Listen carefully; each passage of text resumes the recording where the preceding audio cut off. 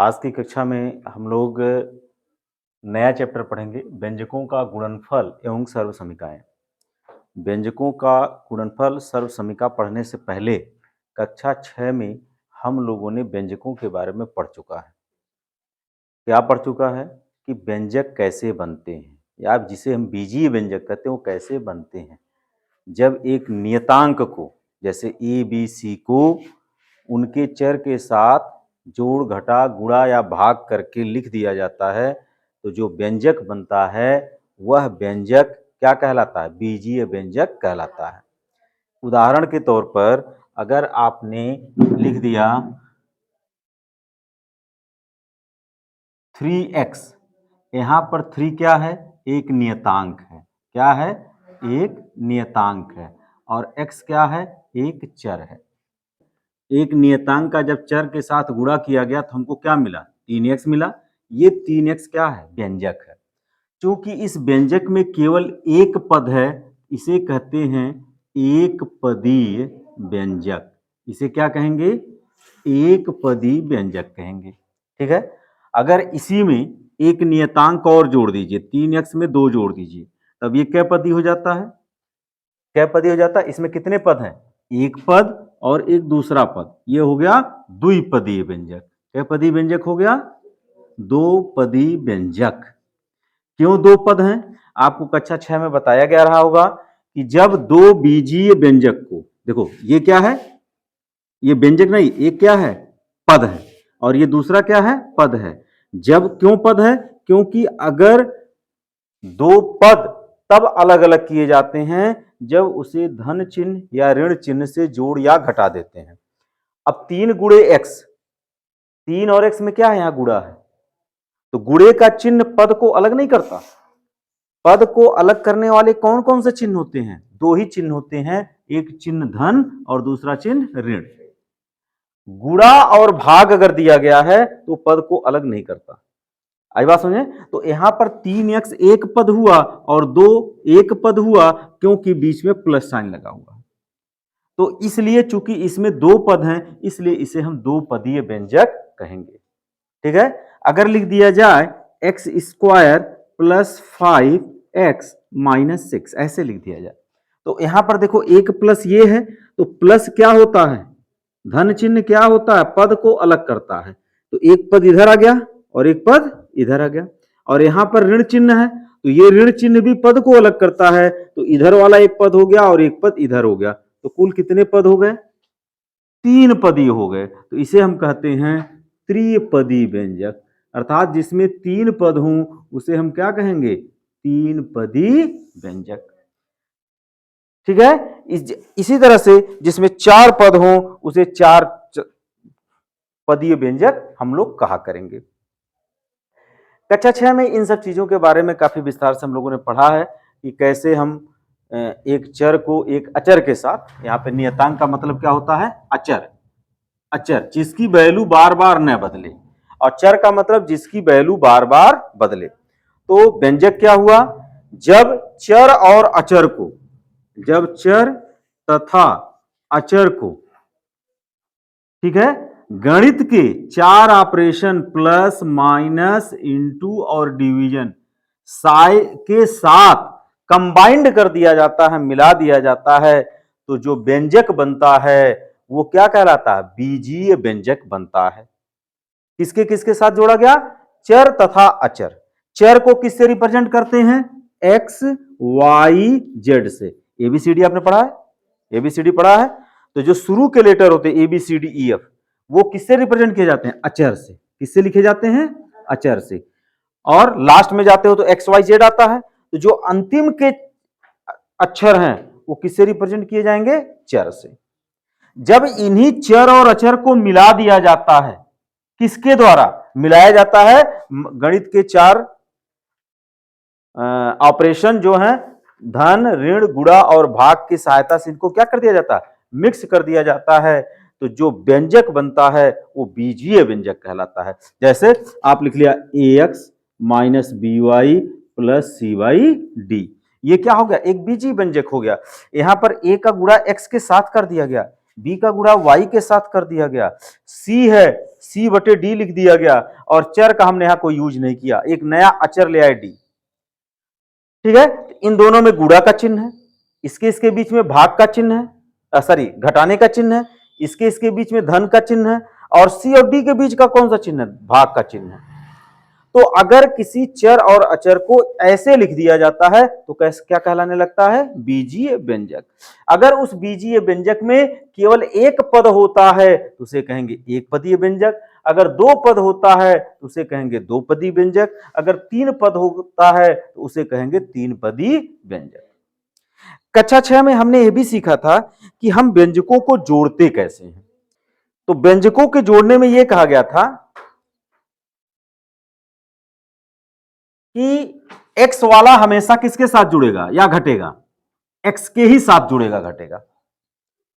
ठीक है, x वाला हमेशा x के साथ जुटेगा घटेगा, एक्स स्क्वायर वाला हमेशा एक्स स्क्वायर के साथ जुटेगा या घटेगा, एक्स क्यूब वाला हमेशा एक्स क्यूब के साथ जुटेगा या घटेगा, एक्स वाई अगर कहीं लिखा हुआ है तो अगर वह एक्स वाई है कहीं बगल में और तो उसी के साथ जुटे या घटेगा। मेरी बात समझे कि नहीं समझे, अगर कहीं लिख दिया गया एक्स स्क्वायर वाई और यहां भी लिख दिया गया एक्स स्क्वायर वाई तो ही ये जुट या घट सकते हैं। आई बात की नहीं समझ आ गई। जैसे उदाहरण के तौर पे कह दिया जाए 3x धन 5x, तो बताओ ये जुटेंगे कि नहीं जुटेंगे, तो ये जुटेंगे। क्यों जुटेंगे, क्योंकि यहां पर x पर एक घात है और x पर भी क्या घात है, एक घात है, ये जुट जाएंगे। 3x में 5x जोड़ोगे कितना हो जाएगा, 8x। बोलो, ये 3x है और ये 5x है, 3x और 5x मिलके कितना हो गया, 8x हो गया, हुआ कि नहीं हुआ। इसी तरह से मैं कह दूं 5x माइनस 2x, ये कितना हो गया, एक का चिन्ह धन दूसरे का चिन्ह ऋण, घट जाएगा, घटेगा नहीं घटेगा। तो 5x में से 2x घटाओगे तो कितना होगा, 3x। बेटा देखो x क्या, जैसे आपसे कहा जाए 3 केला और 4 केला कितना हुआ, तो कहते हो 7 केला। तो जो चर है उसे समझो केला, क्या समझो, केला। 3 केला 5 केला, कितना केला हुआ, 8 केला, हुआ कि नहीं हुआ। ऐसे ही 3x 5x जुड़ के कितना हुआ, 8x। 5 केला में से 2 केला खा गए, कितना बचा, 3 केला, केला की जगह क्या लिखे हो, x, तो हो गया 3x। आई बात नहीं समझ, क्लियर। इसी तरह से अगर लिखा रहे 3x धन 3x स्क्वायर, तो बताओ क्या जुड़ेंगे, यहां पर x पे 2 घात है और यहां पर x पे 1 घात है, ये जुड़ेगा ही नहीं। यहां बस दोनों के बीच में से प्लस लिख दिया जाएगा, ये आपस में नहीं जुड़ेंगे। हाँ, दोनों को जोड़ करके लिखोगे तो 3x प्लस 3x स्क्वायर हो जाएगा। क्यों, क्योंकि ये समान टर्म नहीं है, लाइक टर्म्स नहीं है, असमान पद हैं। समान पद होते तभी जुड़ते हैं। जोड़ के नियम में कक्षा 6 में बताया गया था कि अगर दो समान पदी हैं, समान पदी का मतलब क्या हुआ, जो चर है वो सेम होना चाहिए। सेम होने का मतलब अगर x है तो x वाला x के साथ जुड़ेगा, एक्स स्क्वायर वाला एक्स स्क्वायर के साथ जुड़ेगा, एक्स क्यूब वाला एक्स क्यूब के साथ जुड़ेगा, एक्स वाई वाला एक्स वाई के साथ जुड़ेगा। मतलब जो सजातीय पद हैं, एक जाति के पद हैं, वो आपस में जुड़ते या घटते हैं, और जो विजातीय पद हैं वो आपस में जुड़ते या घटते नहीं है। आई बात समझ में आ गई। यहां पे कहने का मतलब है कि जो सजातीय पद हैं वो ही आपस में जुड़ या घट सकते हैं, जो विजातीय पद हैं वो आपस में जुड़ घट नहीं सकते हैं। एक्स के साथ एक्स ही जुड़ेगा क्योंकि दोनों सजाती हैं, एक्स के साथ एक्स स्क्वायर नहीं जुड़ेगा, एक्स के साथ एक्स क्यूब नहीं जुड़ेगा, एक्स के साथ एक्स वाई नहीं जुड़ेगा। क्यों, क्योंकि यहाँ एक्स का पावर 1 है तो यहाँ भी एक्स का पावर 1 होता तभी जुड़ता, चूंकि एक्स का पावर 2 है तो नहीं जुड़ेगा। एक्स का पावर 3 है, नहीं जुड़ेगा एक्स के साथ। एक्स क्यूब जब भी जुड़ेगा एक्स क्यूब वाले के साथ जुड़ेगा, एक्स वाई जब भी जुड़ेगा एक्स वाई वाले के साथ जुड़ेगा। एक्स स्क्वायर वाई वाला किसके साथ हमेशा जुड़ेगा, एक्स स्क्वायर वाई के साथ जुड़ेगा। तो जोड़ घटाना गुणा भाग में जोड़ आपने सीखा था, घटाना आपने कक्षा 6 में सीखा था। कक्षा 7 में हम लोगों को सीखना है व्यंजकों का गुणनफल। यहां पे जैसा कि चैप्टर का नाम है व्यंजकों का गुणनफल, तो आज हम लोग व्यंजकों के गुणनफल के बारे में चर्चा करेंगे। व्यंजकों के गुणनफल में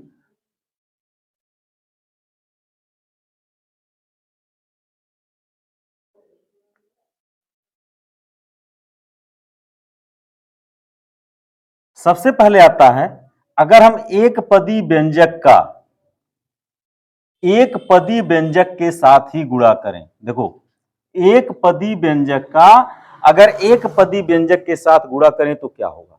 एक पदी का मतलब जैसे x है, इसका गुणा एक ही पदी के साथ करना है, 3 के साथ कर दो। यहां भी एक पद और यहां भी एक पद, तो एक पदी व्यंजक x मिला और एक पदी व्यंजक 3 मिला, तो इन दोनों का गुणा क्या हो जाएगा? क्या हो जाएगा? ये बोलो 3x हो जाएगा। होगा? अगर एक पदी में x पे 2 घात मिला और गुणे 5x मिला तो इसका भी गुणा होगा। एक्स स्क्वायर के पहले क्या है? कुछ गुणा है इसमें? बताओ, एक्स स्क्वायर के पहले कुछ गुणा दिख रहा है? नहीं दिख रहा है तो उसका गुणनफल क्या मानेंगे? 1 मानेंगे। इस 1 का गुणा मतलब अचर का गुणा अचर के साथ करेंगे और चर का गुणा चर के साथ करेंगे। तो इस एक्स स्क्वायर के पहले अगर कुछ गुणा नहीं है तो 1 लिख लेंगे। 1 का गुणा किसके साथ करेंगे? 5 के साथ।